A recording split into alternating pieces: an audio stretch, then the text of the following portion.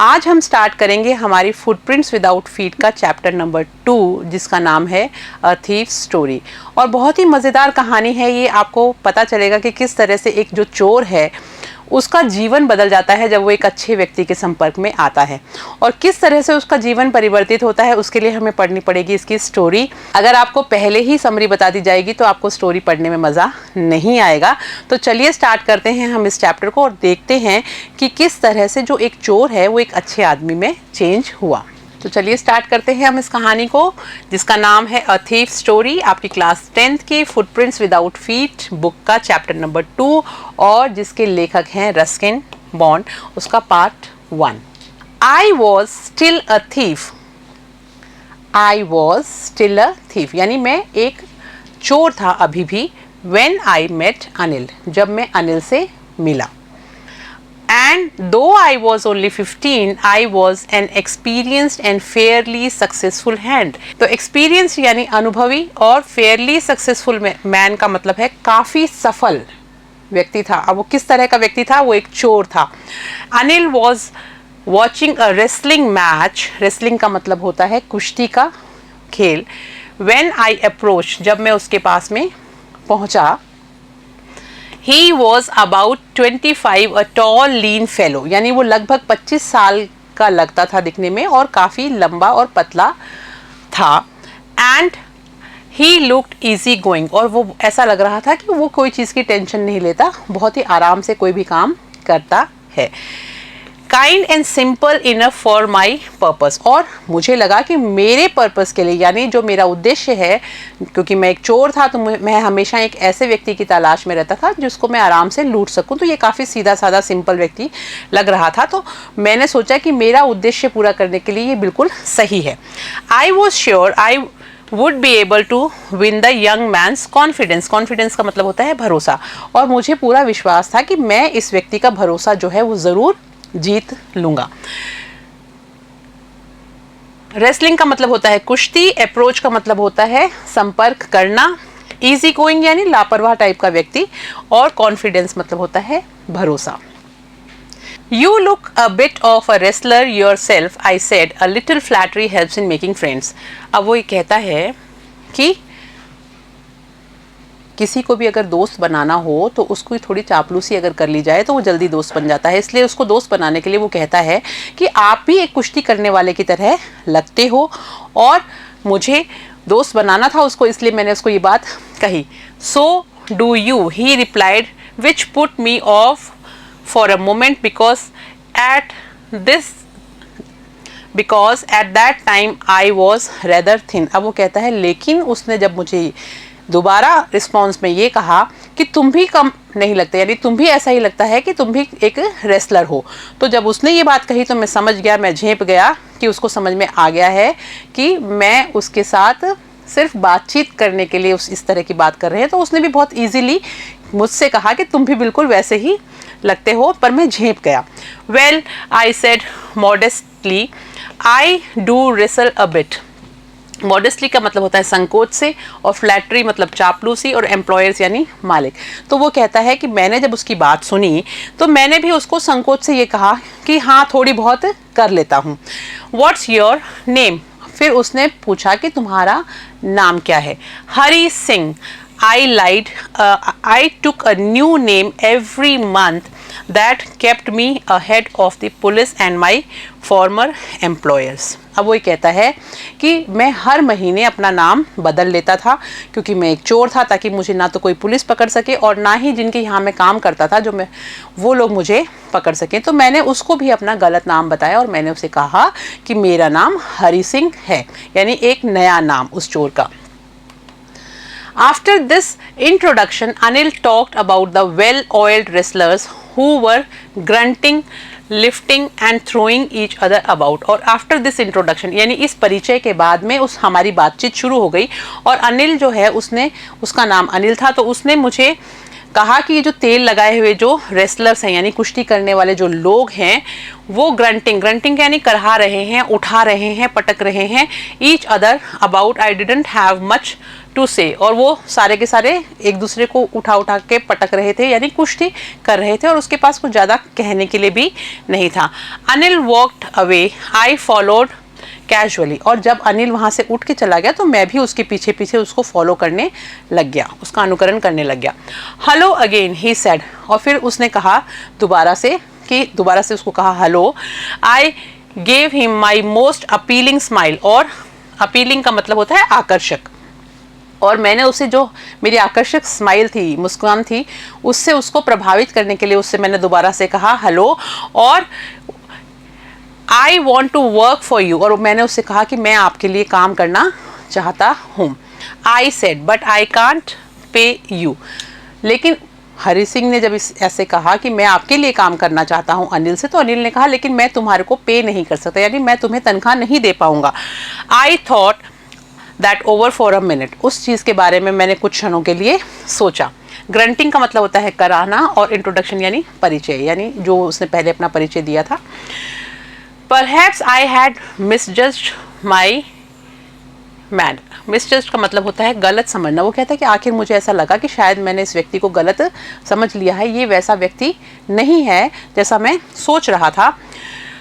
Can you feed me? पर फिर उसने कहा, सोचा कि इस मौके को तो छोड़ना नहीं चाहिए, लेकिन अब जो भी है शुरुआत तो उसने कर दी थी, तो वो कहता है कि कोई बात नहीं, क्या आप मुझे खिला पिला सकते हो?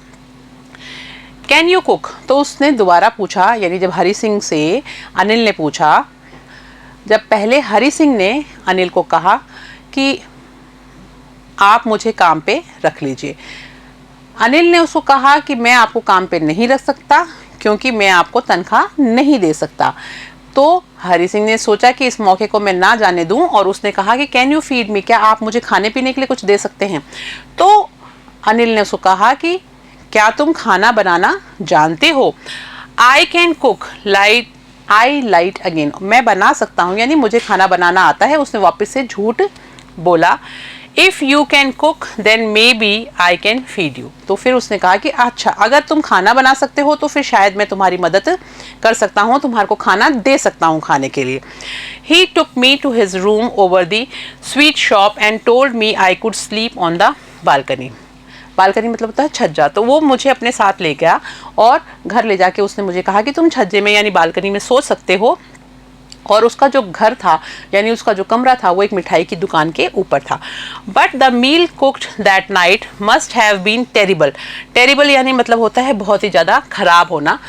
तो वो कहता है कि उस दिन जो मैंने खाना बनाया वो बहुत ही ज़्यादा खराब मैं खाना बना पाया। Because Anil gave it to stray dogs, और क्योंकि वो जो खाना था वो अनिल ने गली के कुत्तों को दे दिया था। इसका मतलब कि वो खाना अच्छा नहीं बना था, खाने लायक नहीं था। बालकनी मतलब होता है छज्जा और स्ट्रे मतलब होता है आवारा। आवारा कुत्तों को वो खाना दे दिया गया।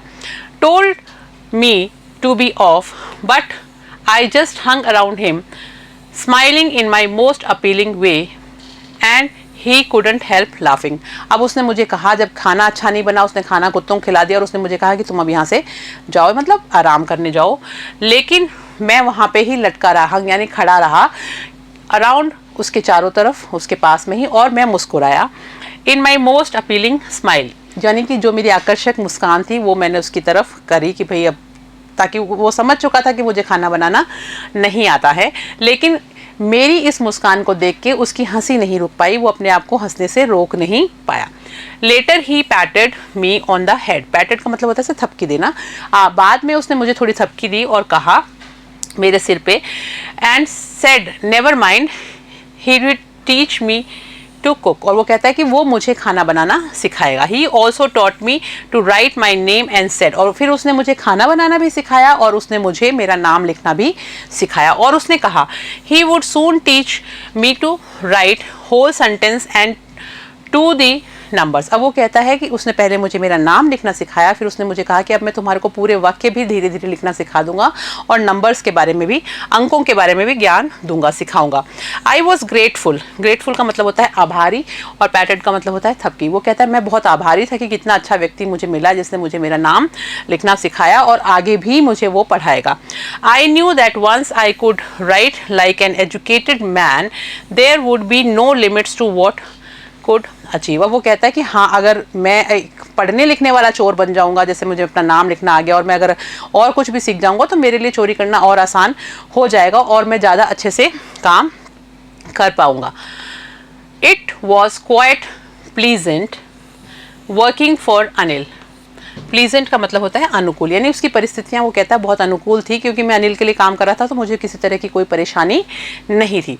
आई made the tea in the morning and then would take my time buying the day supplies. वो कहता है कि मैंने अपनी दिनचर्या जो वो इस तरह से बताता है कि मैं सबसे पहले सुबह उठता था, चाय बनाता था, उसके बाद मैं दिन का सामान लेने के लिए बाहर चला जाता था, usually making a profit of about ₹1 a day. और हर रोज जब मैं सामान लेने जाता था तो उसमें से ₹1 मैं बचा लेता था। I think he knew I made a little money this way but he did not seem to mind. मुझे ऐसा लगता है कि उसको पता चल गया था कि मैं इस तरह से थोड़ी बहुत बचत कर लेता हूँ, लेकिन उसको इस चीज़ से उसने माइंड नहीं किया, यानी उसने इसको ज़्यादा तवज्जो नहीं दिया। उसको पता था लेकिन उसने मुझे कुछ कहा नहीं। Anil made money by fits and starts. Fits and starts का मतलब होता है अनियमित रूप से, कि अनिल का जो पैसे कमाने का जो सोर्स था, यानी कि उसकी आमदनी कैसे होती थी, वो ऐसी थी कि वो नियमित नहीं थी, अनियमित थी। कभी आ जाता था पैसा, कभी नहीं आता था, कभी कम कभी ज़्यादा, तो इस तरह की थी। He would borrow 1 week lend the next week. वो एक हफ्ते में उधार लेता था और कभी किसी दूसरे हफ्ते में उधार दे देता था। He kept worrying about his next cheque. और हमेशा वो अपने अगले चेक के बारे में चिंतित रहता था।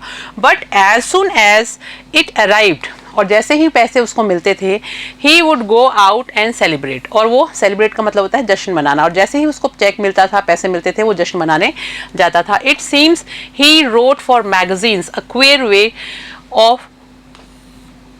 वे टू मेक अ लिविंग। ऐसा लगता है कि वो किसी पत्रिका के लिए लिखता था। बड़ा ही विचित्र, क्वीर मतलब होता है विचित्र, बड़ा ही विचित्र तरीका था जीवन यापन करने का, यानी आजीविका कमाने का। One evening he came home with a small bundle. एक दिन शाम को वो एक बंडल के साथ घर आया, of notes saying he had just sold a book to a publisher. और उसने कहा कि एक संपादक को आज उसने एक किताब बेची है। At night I saw him tuck the money under the mattress. Tuck का मतलब होता है दबाना। मैंने रात के समय उसको वो जो पैसे हैं वो अपनी मैट्रेस के नीचे यानी गद्दे के नीचे दबाते हुए देखा। सेलिब्रेट का मतलब होता है जश्न, क्वेर का मतलब होता है विचित्र, और बंडल का मतलब होता है गड्ढा, पब्लिशर मतलब प्रकाशक। I had been working for Anil for almost a month and apart from cheating of the shopping. अब वो कहता है कि लगभग 1 महीना हो गया था मैं अनिल के लिए काम कर रहा था, और इस काम करने के दौरान चीटिंग करने के अलावा हैड नॉट डन एनीथिंग, मैंने कुछ नहीं किया था, खाली उसका काम करता था और चोरी नहीं करी थी। उसने कहने का मतलब कि खाली वो जो छोटी मोटी चीटिंग करता था उतने ही किया करता था, उससे ज़्यादा नहीं किया। कहने का मतलब ये है कि अभी तक जो मैं जिस काम के लिए यहाँ आया था चोरी करने, वो तो मैंने की ही नहीं थी। In my life of work, I had every opportunity of doing so. अब वो कहता है अपॉर्चुनिटी का मौका। अपॉर्चुनिटी का मतलब होता है मौका, कि अनिल के यहाँ मैं रह रहा था, छोटी मोटी चोरी करने मतलब छोटा मोटा, वो कहता है कि वो जो ₹1 में बचा लेता था, उसके अलावा मेरे को पूरा मौका था उसके घर पे चोरी करने का, क्योंकि उसके पास चाबियां भी थी घर की। लेकिन वो कहता है कि मैंने कभी भी इस मौके का फ़ायदा नहीं उठाया। Anil had given me a key to the door and I could come and go as pleased. जब भी मेरा मन करे तब मैं आ जा सकता था, मेरे पास चाबी थी, अनिल ने मुझे चाबी दे रखी थी अपने घर की, और क्या चाहिए, तो मैं कुछ भी चोरी कर सकता था। He was the most trusting person I had ever met. और वो सबसे ज़्यादा विश्वास करने वाला व्यक्ति था जो भी व्यक्ति आज तक मुझे मिले थे उनमें से। यानी कि वो कह रहा है जितने भी लोगों को मैंने लूटा था उनमें से एक ये व्यक्ति जो है अनिल है, ये मुझे ऐसा मिला जो इतना ज़्यादा मेरे ऊपर विश्वास करता था। And that is why it was so difficult to rob him. और इसीलिए वो कहता है कि अब इसको लूटना सबसे ज़्यादा मुश्किल हो गया, क्योंकि जो व्यक्ति अगर कोई आपके पर विश्वास करता है तो आप उसको लूटने में संकोच करते हो। It's easy to rob a greedy man. अब वो कहता है किसी लालची आदमी को लूटना बहुत आसान होता है, because he can afford to be robbed, क्योंकि उसको लूटा जा सकता है, वो उसको सहन कर सकता है वहन। But it's difficult to rob a careless man, लेकिन एक लापरवाह आदमी को लूटना बहुत ज़्यादा मुश्किल होता है।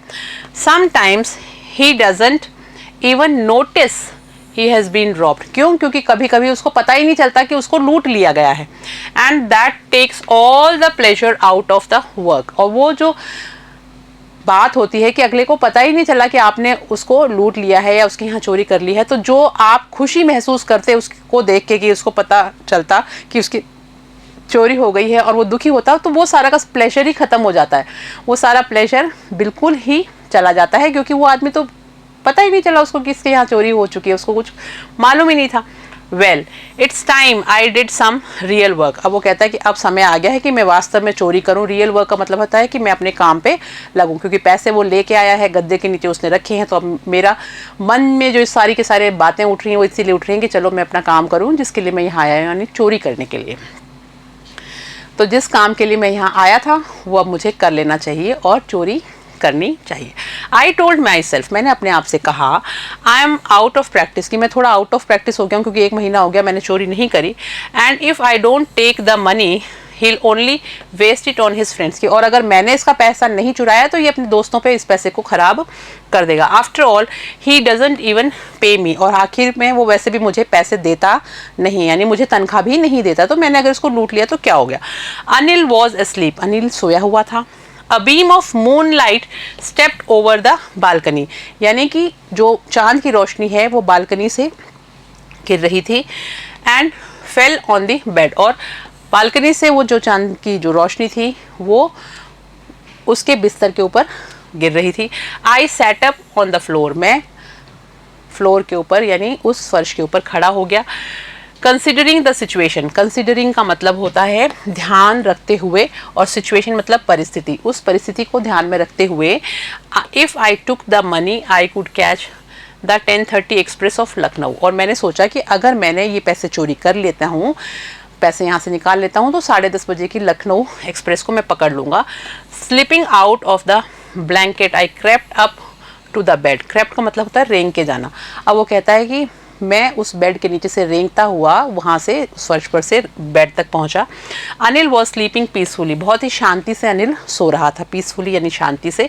His face was clear and unlined, और उसका चेहरा जो बहुत साफ था और किसी तरह का कोई भी शिकन उसके चेहरे पे नहीं थी, यानी वो मस्त नींद सो रहा था। I had more marks on my face दो माइन वर मोस्टली स्कार्स, तो वो कहता है कि मेरे चेहरे पे बल्कि बहुत सारे निशान हैं, अलग अलग तरह के कट्स लगे हुए हैं। स्कार्स का मतलब होता है दाग हैं मेरे चेहरे के ऊपर, और क्रेप्ट का मतलब होता है धीरे धीरे चलना। तो वो कहता है कि मेरे चेहरे के ऊपर तो बहुत सारे दाग हैं, लेकिन अनिल का चेहरा जो है वो बिल्कुल साफ था और वो बहुत ही चैन की नींद सो रहा था। My hand slid under the mattress searching for the notes, तो वो कहता है मैट्रेस यानी गद्दा और सर्चिंग यानी तलाश में, कि मेरा हाथ उस पैसे की तलाश में मैट्रेस के नीचे गया और नोटों की तलाश में। व्हेन आई फाउंड देम, और तभी वो मुझे मिल भी गए।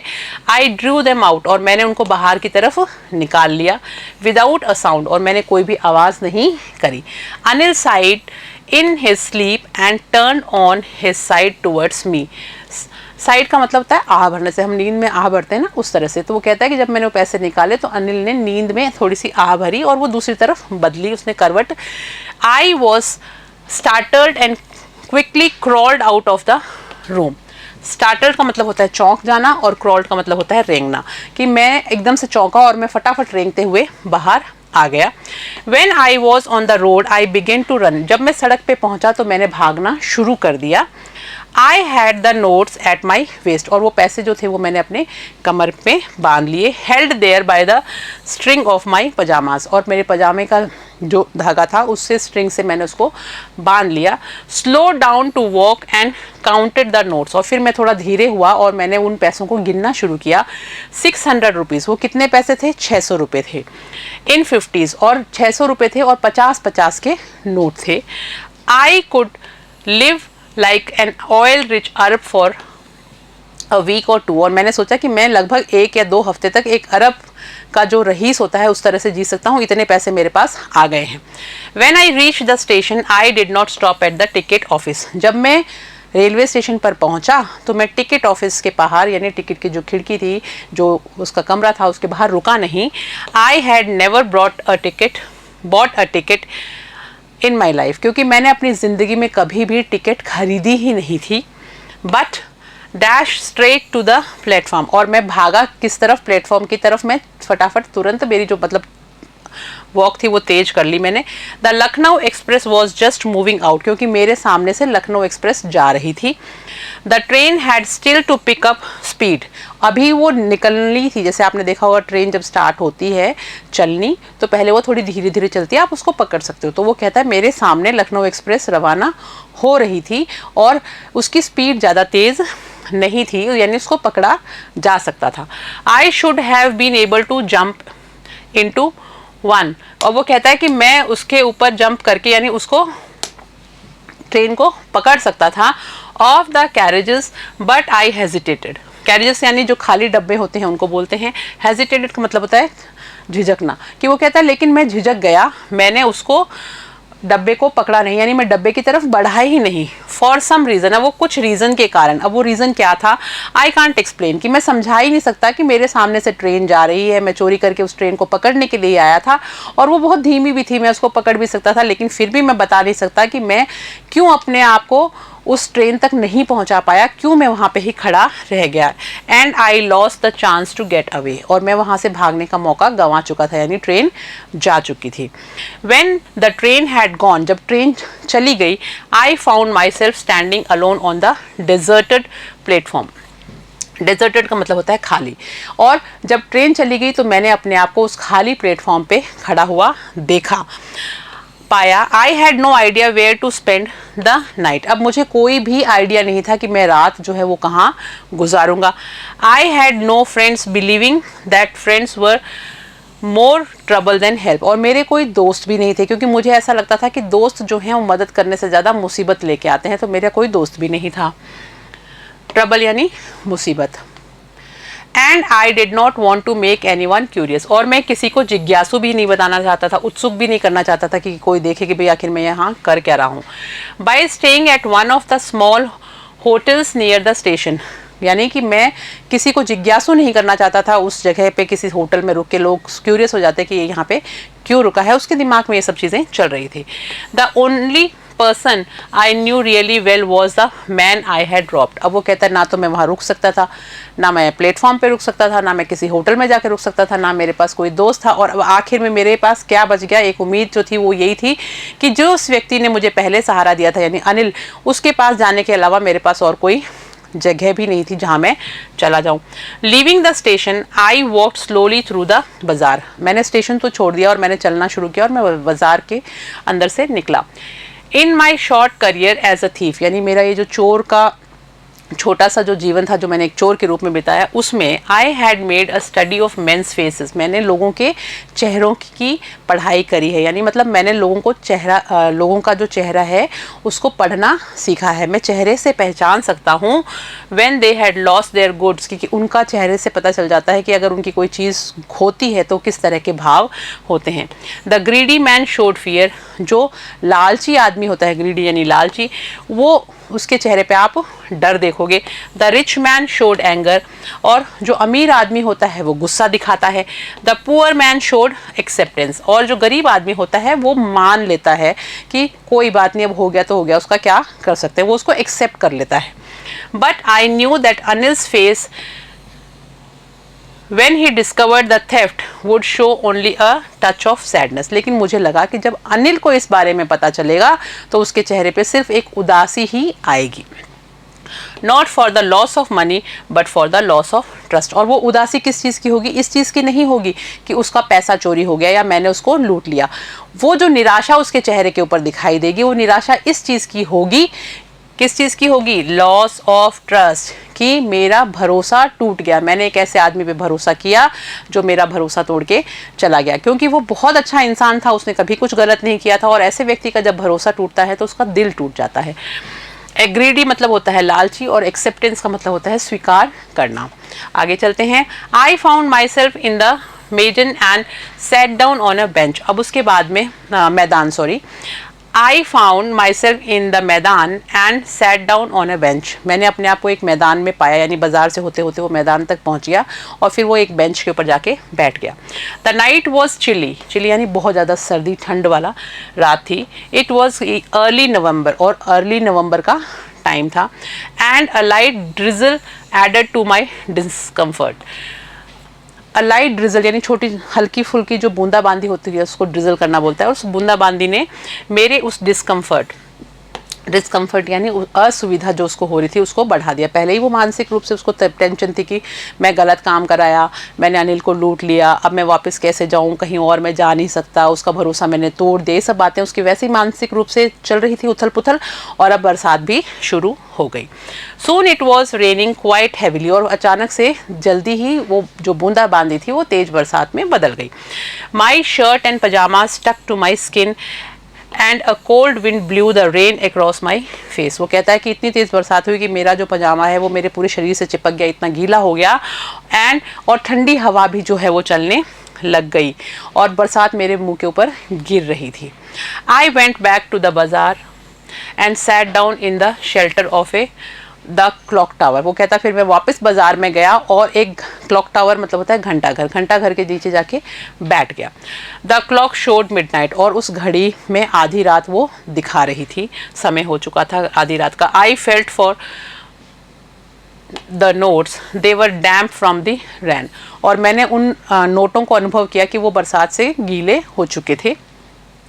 अनिल्स मनी, और वो पैसे किसके थे? अनिल के पैसे थे। इन the morning he would probably have given me 2 or 3 rupees to go to the cinema। वो सोचता है कि अगर मैं ये चोरी नहीं करता तो हो सकता है कि इनमें से वो 2-3 रुपए मुझे सुबह सिनेमा देखने के लिए दे देता।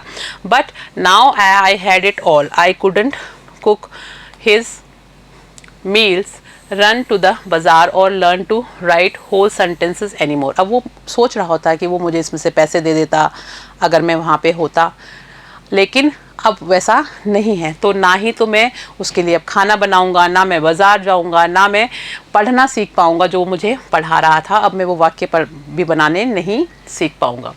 आई हैड फॉरगॉटन, फॉरगॉटन का मतलब होता है भूल जाना, मैं भूल चुका था about them in the excitement, excitement का मतलब होता है उत्तेजना में, मैं उत्तेजना में ये सब चीज़ें भूल चुका था ऑफ द थेफ्ट यानी उस चोरी के बारे में। Whole sentences I knew could one day bring me more than a few hundred rupees। अब वो सोचने लग जाता है कि अगर मैं पढ़ना सीखता हूँ तो मैं उससे ज़्यादा अच्छी कमाई भी कर पाऊँगा, पूरे सेंटेंस बनाने सीख जाऊँगा तो मैं अच्छा रोज़गार प्राप्त कर सकता था। It was a simple matter to steal and sometimes just as simple to be caught। वो कहता है कई बार चोरी करना बहुत आसान होता है और पकड़ा जाना भी बहुत आसान होता है, बट लेकिन to be really big man, a clever and respected man was something else। लेकिन एक चालाक आदमी बनना, एक सम्माननीय आदमी बनना बहुत ज़्यादा मुश्किल होता है। यानी चोरी करना आसान है, चोरी करके पकड़ा जाना भी आसान है, लेकिन अपनी मेहनत करके, अपनी मेहनत से एक सम्माननीय व्यक्ति बनना बहुत ज़्यादा मुश्किल है। Should go back to Anil, I told myself. तो फिर उसने सोचा कि तो मैं क्या करूँ, अनिल के पास वापस चला जाऊँ। If only to learn to read and write, कि अगर मुझे पढ़ना और लिखना सीखना है तो मुझे अनिल के पास चला जाना चाहिए, सिर्फ इसीलिए चला जाऊँ। I hurried back to the room feeling very nervous, और ये दिमाग में विचार आते ही मैंने जल्दी जल्दी वो भागा, और वो कहाँ चला गया, नर्वस होते हुए वो रूम के पास में पहुँचा। For it is much easier to steal something than to return it undetected. अब वो कहता है किसी के यहाँ चोरी करना तो बहुत आसान होता है, लेकिन अगर आपने चोरी करी और आपका मन बदल जाए और आपको वो चोरी का पैसा वापस रखना पड़े तो वो सबसे ज़्यादा मुश्किल होता है कि बिना पकड़े जाए आप उस चीज़ को वापस वहाँ रख दो। I open the door quietly then stood in the doorway in clouded moonlight. अब वो जो बादलों वाली रात थी उसमें मैंने क्या किया, उसके कमरे में मैं पहुंच गया, दरवाज़ा मैंने खोला धीरे से और दरवाजे के पास में मैं खड़ा था।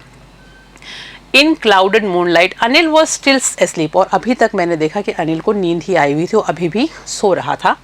I crept to the head of the bed and my hand came up with the notes, और मैं वापस वैसे ही, क्रेप्ट का मतलब हमने पहले पढ़ा था रेंगना, तो मैं वापस वैसे ही रेंगते हुए गया और उस बिस्तर के नीचे I felt his breath on my hand, और जब मैं बिस्तर के नीचे पहुंचा और जब मैंने वो पैसे रखने के लिए नोट हाथ में निकाल के जब मैं रखना चाह रहा था तो मुझे उसकी सांसें अपनी हाथ पे महसूस हुई। आई रिमेन्ड स्टिल, और मैं वहीं रुक गया फॉर अ मिनट, 1 मिनट के लिए मैं रुक गया कि कहीं ये उठ तो नहीं गया है। Then my hand found the edge of the mattress, और उसके बाद में धीरे धीरे मेरे हाथ को उस गद्दे का जो किनारा है वो मिल गया। And slipped under it with the notes, और फिर मैंने अपना हाथ घुसा के वो नोटों की जो गड्डी थी वापस वहीं रख दी। I awoke late next morning to find that Anil had already made the T.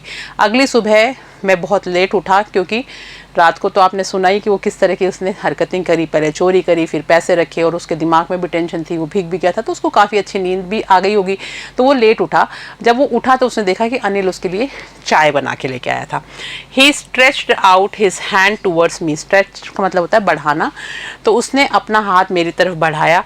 There was a 50 rupees note between his finger, और उसकी उंगलियों के बीच में 50 रुपये का नोट था, वो उसने मेरी तरफ बढ़ाया। My heart sank, I thought I had been discovered, मेरा जो दिल है वो डूबने लग गया, यानी डर से डूबने लग गया कि शायद मैं पकड़ा जा चुका हूँ, मेरी चोरी के बारे में पता लग चुका है। स्ट्रेच यानी खींचकर लंबा करना। I made some money yesterday, और उसने कहा कि मैंने कल कुछ पैसा कमाया था। ही एक्सप्लेन्ड, उसने समझाया। Now you will be paid regularly, regularly का मतलब होता है नियमित रूप से, और वो कहता है कि अब मैं तुम्हें रेगुलरली यानी समय समय पर तनख्वाह दिया करूँगा। माई स्पिरिट्स रोज, बट रेगुलरली यानी नियमित और स्पिरिट्स यानी उत्साह, मेरा उत्साह थोड़ा बढ़ा। But when I took the note I saw it was still wet from the night's rain, लेकिन जब मैंने वो नोट पकड़ा तो मुझे एहसास हुआ कि वो नोट अभी भी पूरी जो रात को भीगा था उससे वो गीला था, नम था। इसका मतलब टुडे कि अनिल को पता तो चल ही गया होगा कि मैंने चोरी करी है, लेकिन उसने जाहिर नहीं करी बल्कि मुझे 50 रुपये दिए भी। Today will start writing sentences he said, और उसने कहा कि आज हम वाक्य बनाना सीखेंगे। He knew but neither his lips nor his eyes showed anything, मैं जानता था कि उसको पता चल चुका है कि मैंने चोरी करी थी और मैंने ही पैसे वापस रखे हैं, लेकिन ना तो उसकी आंखों ने इस चीज़ को जाहिर किया ना उसके होठों ने इस चीज़ को जाहिर किया, यानी उसने मुझे ये एहसास ही नहीं होने दिया कि उसको पता चल चुका है, इतना अच्छा वो इंसान था। I smiled at Anil in my most appealing way and the smile came by itself without any effort, और अब की बार उसको देख के जो मेरे चेहरे के ऊपर मुस्कान आई वो आकर्षित करने वाली जो मुस्कान थी वो सही मायने में एकदम सच्ची मुस्कान थी, जो मैं बना नहीं रहा था, उसको आकर्षित करने की कोशिश नहीं कर रहा था, लेकिन खुशी के मारे मुझे वो जो स्माइल है वो मेरे चेहरे पर आई और मैंने उसकी तरफ देखा। और इसके लिए मुझे एफर्ट का मतलब होता है कोशिश, इसके लिए मुझे कोई कोशिश भी नहीं करनी पड़ी, वो एक ओरिजिनल स्माइल थी। तो रस्किन बॉन्ड के द्वारा लिखा हुआ ये बहुत ही शानदार चैप्टर हमने पढ़ा। मुझे उम्मीद है कि ये चैप्टर आपको समझ में आया होगा और हमने इसमें जाना कि अगर किसी व्यक्ति को, किसी बच्चे को अगर कोई अच्छा मार्गदर्शक मिल जाता है तो वो उसके जीवन में बहुत बड़ा परिवर्तन लेके आ सकता है। हरी सिंह चोर था और उसकी चोरी करने की आदत सिर्फ अनिल की अच्छाई की वजह से छूट गई और उसने चोरी करी भी, लेकिन उसका जो मन है वो चेंज हो चुका था, उसको समझ में आ गया था कि चोरी करना गलत है और जिस व्यक्ति को मैं लूट के आया हूँ उसको लूटना तो बहुत ही गलत है, क्योंकि वो तो हमेशा मेरी मदद ही करता था, मेरा भला ही चाहता था, यहाँ तक कि उसके घर की चाबियाँ भी मेरे पास थी। तो मैं ये बहुत गलत कर रहा हूँ और मैं खुशकिस्मत हूँ कि ऐसा कोई व्यक्ति मुझे मिला जो मुझे अच्छे मार्ग पे ले जा सके, मुझे पढ़ना लिखना सिखाएगा तो मैं एक अच्छा जीवन यापन कर सकूंगा। तो वो अपनी चोरी करने की आदत छोड़ देता है, क्योंकि चोरी करना उसने मजबूरी में सीखा था, जब वो छोटा था, बच्चा सा ही था, तभी उसने चोरी करना शुरू कर दिया था, लेकिन अब मौका मिला है तो उसने चोरी करना छोड़ दिया। तो आई होप ये चैप्टर आपको अच्छे से समझ में आ गया होगा। नेक्स्ट क्लास में मिलेंगे इसके क्वेश्चन आंसर्स के साथ में। आप लोग डिफ़िकल्ट वर्ड्स को लिखिएगा और उनको याद कीजिएगा और सेंटेंसेस भी बनाइएगा। Thank you.